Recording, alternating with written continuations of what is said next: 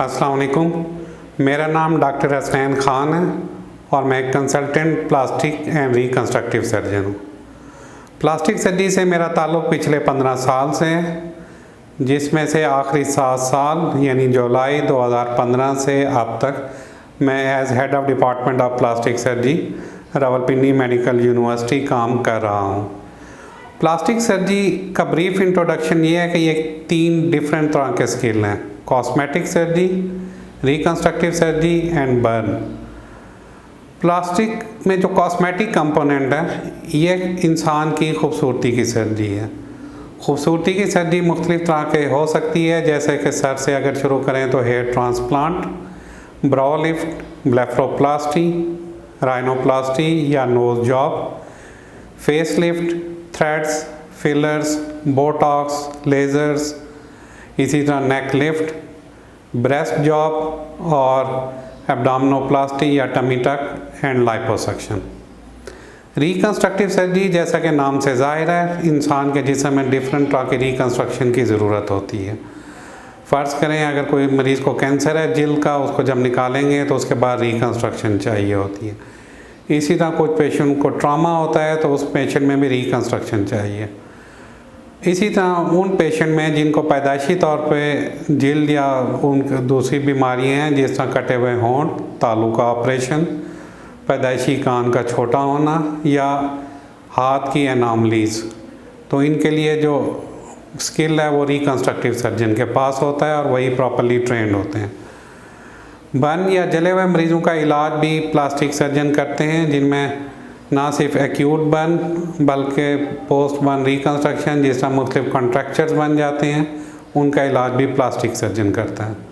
तो ये एक ब्रीफ इंट्रोडक्शन था प्लास्टिक सर्जरी की स्पेशलिटी के बारे में। Thank you very much. आज जिस तरीका इलाज के बारे में हम बात करेंगे वो है लाइपोसक्शन। लाइपोसक्शन एक ऐसी टेक्निक है जिससे बहुत छोटे से इंसिजन से या कट दे के तो इंसान की जिस्म में चर्बी है वो निकाली जाती है और कैनुलास यूज़ की जाते हैं। कैनुलास जो डिवाइस है या ब्लंट इंस्ट्रूमेंट है जिनसे चर्बी बाहर निकाली जाती है। लाइपोसक्शन टेक्निक कॉस्मेटिक सर्जरी का पार्ट है जो कि प्रॉपर्ली ट्रेंड प्लास्टिक सर्जन करता है। लाइपोसक्शन डिफरेंट एरियाज़ में की जाती है, जैसे कि डबल चिन, जिस तरह चिन के ठोड़ी के नीचे फैट इकट्ठी हो तो लाइपोसक्शन की जा सकती है। इसी तरह ब्रेस्ट में से लाइपोसक्शन की जा सकती है। लेकिन लाइपोसक्शन का जो मोस्ट यूजेज है या जो सबसे कॉमन की जाती है वो बेली के ऊपर, पेट के ऊपर जो बढ़ी हुई चर्बी है या थाइस के ऊपर जो चर्बी ज़्यादा हो जाती है, उस फैट को निकालने को लाइपोसक्शन कहते हैं। लाइपोसक्शन जो टेक्निक है उसकी कुछ इंडिकेशन हैं, वो हर पेशेंट में नहीं करनी चाहिए। इस वीडियो में ख़ास तौर पे मैं आपको मैसेज दूंगा कि आपको पता होना चाहिए कि लाइपोसक्शन किन पेशेंट में की जाती है, क्योंकि आमतौर पे लोगों का ये ख्याल है कि जब चर्बी बढ़ जाए तो उसकी लाइपोसक्शन हो तो वो ठीक हो जाती है। ऐसा नहीं है। हम आमतौर पे BMI body mass index use करते हैं, किन पेशेंट में लाइपोसक्शन होनी चाहिए और किन पेशेंट में नहीं होनी चाहिए। नॉर्मल BMI 25 होता है। अगर 26 to 30 रेंज है तो that is overweight. Overweight patient में लाइपोसक्शन इंडिकेटेड है। अगर आपका BMI 30 या उससे अबव है तो लाइपोसक्शन इफ़ेक्टिव नहीं होगी, उसमें फिर बॉडी कंटूरिंग या बैरियाटिक प्रोसीजर जिस तरह स्लीव गैस्ट्रेक्टमी होती है वो की जाती है। दूसरा जो बेसिक कंसेप्ट लाइपोसक्शन के बारे में है, लाइपोसक्शन खूबसूरती का ऑपरेशन है, इससे वेट लॉस नहीं होता। इससे आपकी फ़ैट निकल जाती है और बॉडी की रीशेपिंग हो जाती है या कंटूरिंग हो जाती है। तो हर पेशेंट में लाइपोसक्शन इंडिकेटेड नहीं होती और लोगों का जनरल कंसेप्ट ये है कि लाइपोसक्शन के ज़रिए से फ़ैट निकलवा लें तो पेशेंट की बॉडी कंटूर हो जाएगी। ऐसा नहीं है। लाइपोसक्शन डिफरेंट एरियाज़ में, जिस तरह मैंने पहले बताया, की जा सकती है, तो इस वजह से ये लोकल एनेस्थीसिया में भी की जा सकती है और जनरल एनेस्थीसिया में भी। लोकल एनेस्थीसिया में अगर एरिया छोटा है, जैसे कि गायनिकोमेस्टिया जो मेल में होता है, उनमें लोकल में कर सकते हैं। डबल चिन लोकल में हो सकती है और एब्डामन अगर कम एरिया में फ़ैट है तो फिर लोकल एनेस्थीसिया में हो सकता है। अदरवाइज जनरल एनेस्थीसिया रिकमेंडेड है।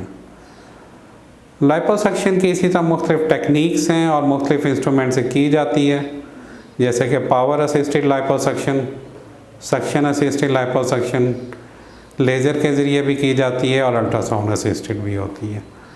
तो मुख्तलिफ प्लास्टिक सर्जन मुख्तलिफ टेक्निक इस्तेमाल करते हैं लाइपोसक्शन के लिए।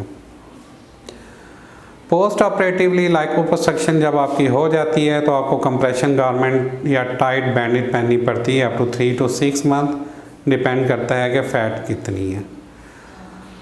अगर आप जनरल एनेस्थीसिया में कराएंगे तो लाइपोसक्शन पेनलेस होगी, लोकल एनेस्थीसिया में स्लाइट पेन होगा।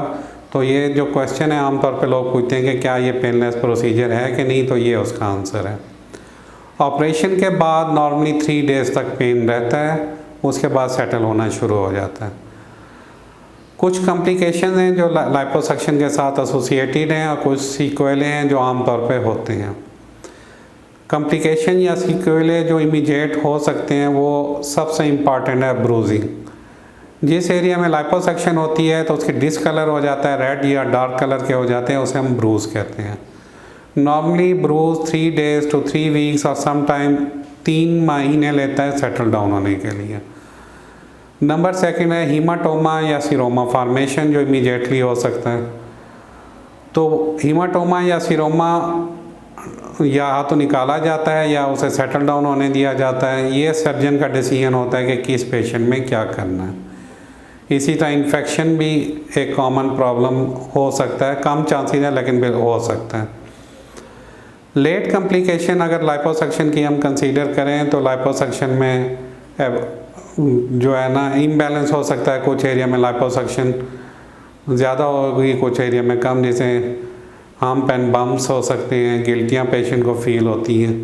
ये कुछ कॉम्प्लिकेशन हैं जो लाइपोसक्शन के साथ एसोसिएटेड होती हैं। लाइपोसक्शन के बारे में आमतौर पर कंसेप्ट ये है कि ये लाइफ टाइम प्रोसीजर है। लाइपोसक्शन लाइफ टाइम प्रोसीजर हो भी सकता है और नहीं भी। ये पर्सनल हैबिट पे डिपेंड करता है कि आपने अपने आप को कैसे मेंटेन किया है। अगर पेशेंट की डाइट कंट्रोल नहीं है और एक्सरसाइज नहीं करता तो फिर फैट फिर इकट्ठी हो जाएगी, और अगर ये दोनों चीज़ें मेंटेन करता है, एक्सरसाइज भी प्रॉपर लगता है और डाइट भी मेंटेन रखता है, तो लाइपोसक्शन लाइफ टाइम प्रोसीजर भी हो सकता है। एक टर्मिनोलॉजी यूज़ होती है 360 डिग्री लाइपोसक्शन।